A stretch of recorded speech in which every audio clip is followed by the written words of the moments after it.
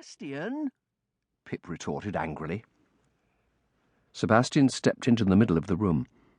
He was wearing a dark, nondescript cloak draped over his shoulders.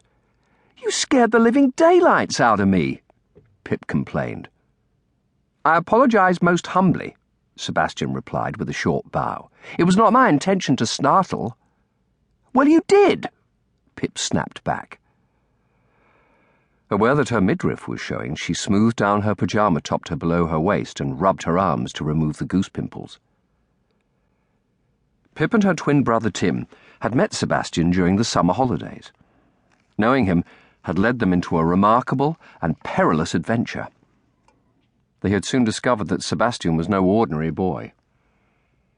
For one thing, he was more or less 600 years old, but had been in a kind of hibernation for most of the time. More, he possessed alchemical powers learnt from his father, an alchemist of repute. Rawn Barton had been built by Sebastian's father on land granted by the king. It was rightfully his home. Still, Pip considered this did not give him the right to sneak about her bedroom whenever he chose. "In your time, was it common courtesy to enter a lady's bedchamber in the middle of the night?" Pip demanded. Then she grinned and added, "What are you doing here anyway, skulking about like this?" "It is morn," Sebastian pointed out, "not night.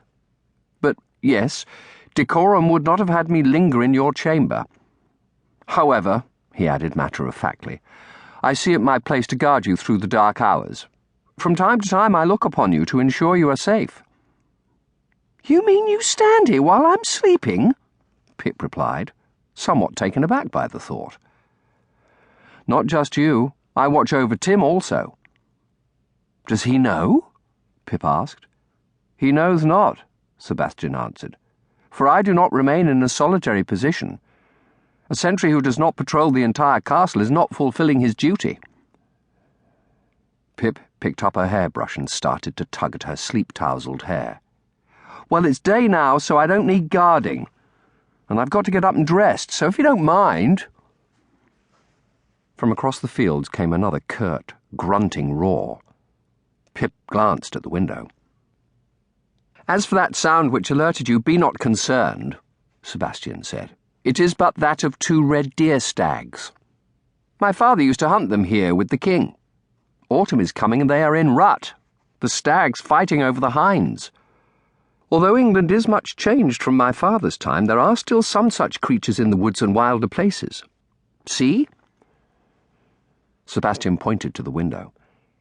Outlined against the mist down by the river, Pip could make out 2 magnificent stags, standing as if to attention with their antlers branched into the air.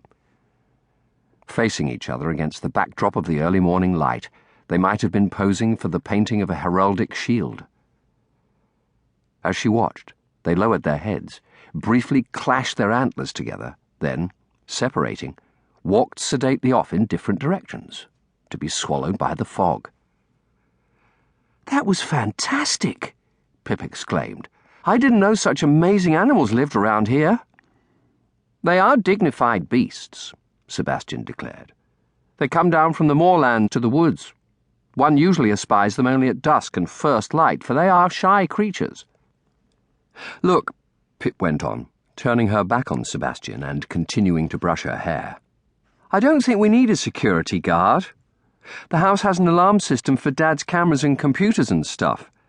If it's triggered, lights flash, a siren sounds, and the security firm gets an alert call."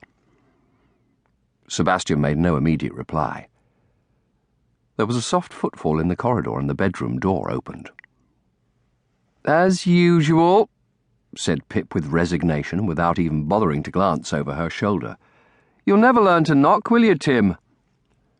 "Sorry, sis," said Tim, coming in and pushing the door to behind him.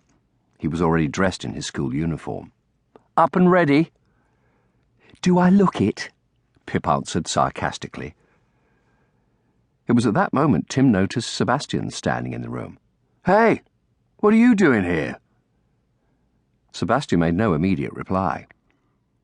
Tim gave his sister a quizzical look, quickly raising and lowering his eyebrows. She glowered back.